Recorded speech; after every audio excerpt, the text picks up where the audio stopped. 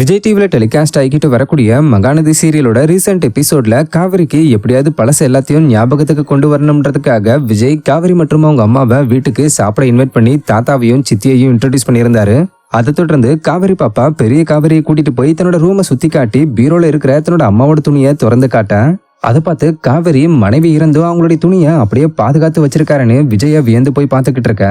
அதே நேரத்துல அந்த சைடு காவிரியோட அம்மா விஜயோட தாத்தா சித்தி எல்லாம் ஒன்னு நின்று பேசிக்கிட்டு இருக்க. அப்ப விஜயோட தாத்தா விஜய் விஷயத்துல என்ன நடந்துச்சு, ஏன் போய் சொல்லி தனியா வந்து வாழ்ந்துகிட்டு இருக்கோம்ன்றத சொல்லி முடிக்க அப்புறம் எல்லாரும் உட்காந்து பேசிக்கிட்டே சாப்பிட்டு முடிச்சு காவிரியோட பிறந்த நாளுக்கு கேக் வெட்டி கொண்டாட போறோம் வந்துருங்கன்னு காவிரியோட அம்மா விஜய் கிட்ட சொல்லிட்டு வீட்டுக்கு கிளம்ப விஜயும் கார்ல அவங்கள கூட்டிட்டு போய் டிராப் பண்ணியிருந்தாரு.